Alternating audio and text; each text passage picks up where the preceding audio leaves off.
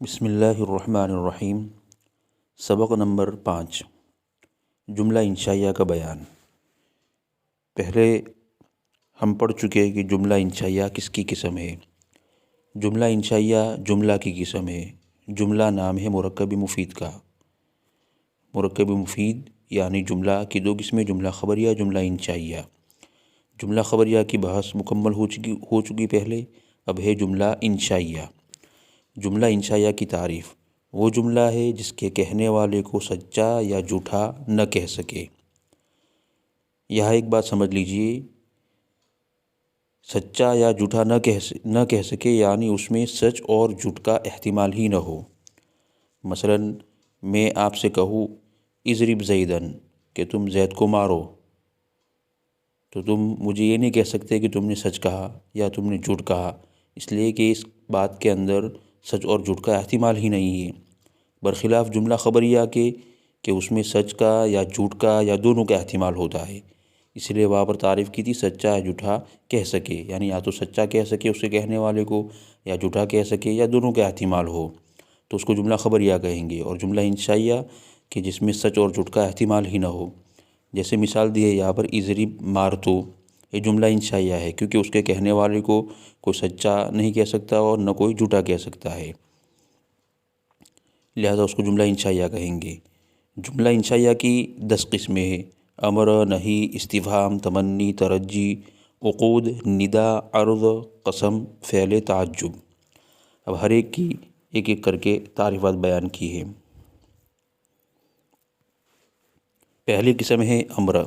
امر وہ جملہ انشائیہ ہے جس کے ذریعے کسی کام کے کرنے کو طلب کیا جاوے، یعنی جس سے متکلم مخاطب سے کوئی کام کرنے کو طلب کرے، جیسے اضرب مارتو، یہ جملہ انشائیہ کی قسم امر ہے کیونکہ اس کے ذریعے متکلم نے مخاطب سے مارنے کے فعل کو طلب کیا۔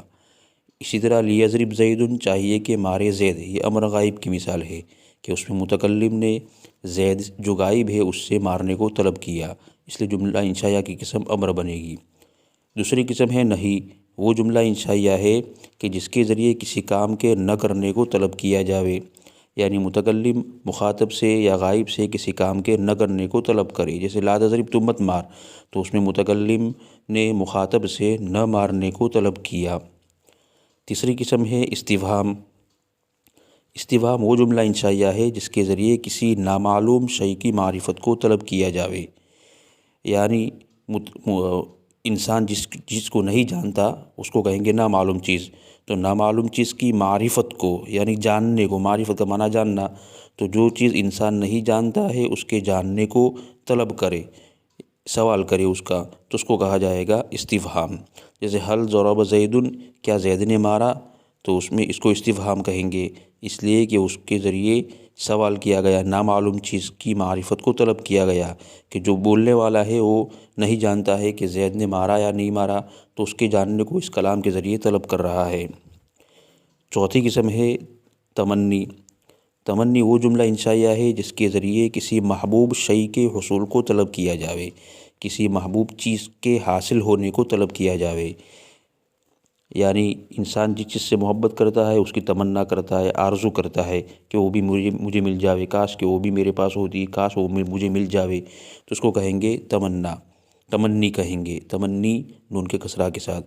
جیسے لیت زیدن حاضر، کاش زید حاضر ہوتا، یہ تمنی ہے کیونکہ اس کے ذریعے زید کے حاضر ہونے کو طلب کیا جا رہا ہے۔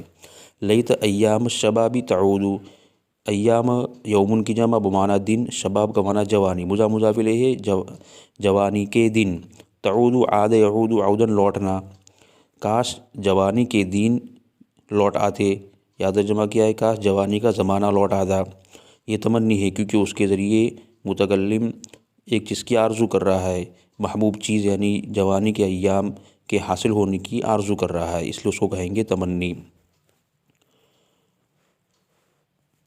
اس کے بعد ہے ترجی۔ ترجی وہ جملہ انشائیہ ہے جس کے ذریعے کسی ممکن شے کے حصول کی امید کی جاوے، کسی ممکن شے یعنی جس کا حاصل کرنا ممکن ہو، ایسی چیز کی انسان امید کرے، اس کو کہا جائے گا ترجی۔ جیسے لعل عمرا غائب، امید ہے کہ عمر غائب ہوئے، یا لعل کا ترجمہ شاید سے بھی کرتے ہیں، شاید کہ امر غائب ہوگا۔ یہاں قید لگائی ممکن شیء، اور اوپر تمنی کے اندر قید لگائی تھی محبوب شیء۔ تو تمنی اور ترجی میں فرق کیا ہے، اس کو جاننا ضروری ہے۔ تمنی اور ترجی میں فرق یہ ہے کہ تمنی ممکن اور ناممکن دونوں چیزوں کی ہو سکتی ہے، تمنی ممکن اور ناممکن دونوں چیزوں کی ہو سکتی ہے، اور جو ترجی ہے، ترجی صرف ممکن چیز کی جا سکتی ہے، ناممکن چیز کی نہیں کی جا سکتی۔ اسی لیے یہاں پر قید لگائی ممکن شیء، کیونکہ ترجی صرف ممکن چیز کی ہو سکتی ہے۔ لہٰذا یہ مثال گزری لیت ایام الشبابی تعود، لیت ایام الشبابی تعود، یہ کہنا درست ہے، اس لیے کہ جوانی کے دن واپس آوے یہ ناممکن چیز ہے، لیکن تمنی چونکہ ممکن ناممکن دونوں کی ہوتی ہے، اس لیے اس کی تمنا کرنا، آرزو کرنا درست ہے۔ لیکن یہی مثال اس کے شروع میں لعل داخل کر دو، لعل ایام الشبابی تعود، امید ہے کہ جوانی کے دن لوٹ آوے، یہ کہنا درست نہیں ہے، اس لیے کہ ترجی صرف ممکن چیز کی ہو سکتی ہے، اور یہاں پر لعل داخل کر کے ناممکن چیز کے حصول کی امید کی گئی، اس لیے لعل کو داخل کرنا درست نہیں ہے، کیونکہ لعل ترجی کے لیے اور ترجی صرف ممکن چیز کی ہو سکتی ہے۔ اب ترکیب کر لیتے ہیں ہر قسم کے اندر جو جملہ آیا۔ پہلی قسم کے اندر مثال تھی اضرب مارتو، ترکیب کریں گے اضرب فعل امر، اس میں انت ضمیر پوشیدہ اس کا فاعل، فعل اپنے فاعل سے مل کر جملہ فعلیہ انشائیہ امریہ ہوا، اس میں اضرب مسند ہے، اس میں انت ضمیر مسند الیہ ہے۔ یہ امر کی مثال ہو گئی، اس کی ترکیب ہو گئی۔ اس کے بعد ہے لا تضرب، اس کی بھی ترکیب اسی طرح، لا تضرب فعل، اس میں انت ضمیر فاعل، فعل فاعل سے مل کر جملہ فعلیہ انشائیہ نہیہ ہوا۔ پھر استفہام، هل ضرب زید، هل حرف استفہام، ضرب فعل، زید فاعل، فعل فاعل سے مل کر جملہ فعلیہ انشائیہ استفہامیہ ہوا۔ پھر ہے لیت زیدن حاضر، کاش کہ زید حاضر ہوتا۔ لیت حرف مشبہ بالفعل، یہ حروف کا بیان بعد میں آئے گا۔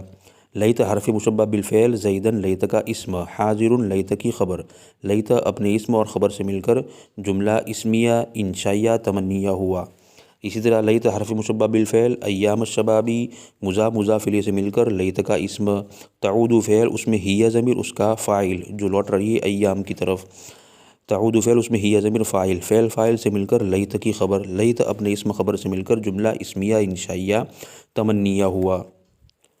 اس کے بعد ہے لعل عمرا غائب، لعل حرف مشبہ بالفعل، عمرا لعل کا اسم، غائب لعل کی خبر، لعل اپنے اسم خبر سے مل کر جملہ اسمیہ انشائیہ ترجیہ ہوا۔